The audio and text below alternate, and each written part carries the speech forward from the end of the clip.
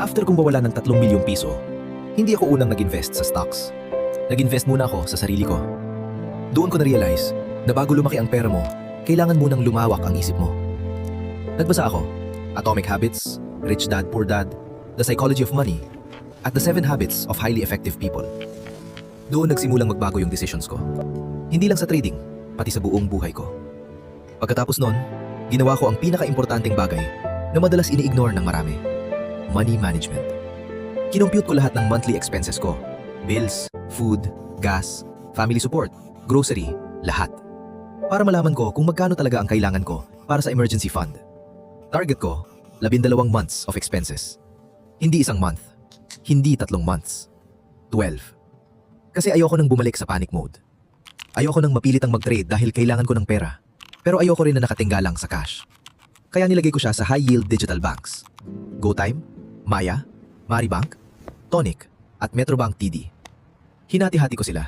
Para safe, at kahit papaano, kumikita pa rin sa interest. Mas okay kaysa natutulog lang sa traditional bank. Since sa part 3, na-share ko na nag-i-invest ako sa Philippine stock market. Na-realize ko rin na kailangan ko ng global exposure. Hindi pwedeng puro local lang.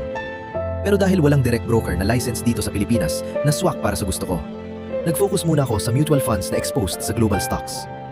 Global Technology Equity Feeder Fund, US Equity Index Feeder Fund, at Global Preferred Income Feeder Fund. Ginagamit ko rito ang G-Invest ng GCash at Dragonfy. Automatic din siya. Every end of the month, automatic na kumukuha ng 10,000 piso mula sa bangko para bumili ng investments. Kahit anong presyo pa yan. That's called peso cost averaging. System ulit, hindi emotion, hindi hula, consistency. At dahil lahat ng income ko galing sa trading at investing, gusto ko rin ng side income na pwedeng kumita kahit wala ako. Kaya nagpa-peer-to-peer lending ako. At bumibili rin ako ng motor na pinapahulugan sa mga kakilala ko o sa mga gustong magkamotor. Simple, practical, at may cash flow. Doon ko natutunan, ang totoong financial freedom hindi nanggagaling sa isang malaking trade.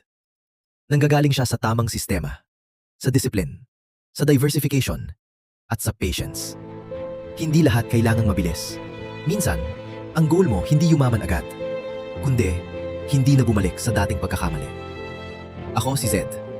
Trader na ako mula 2019. Marami na akong naranasan sa trading, mga pagkakamali at mga natutunan. Kung gusto mong matuto at makita yung tunay na journey ko, follow mo na ako.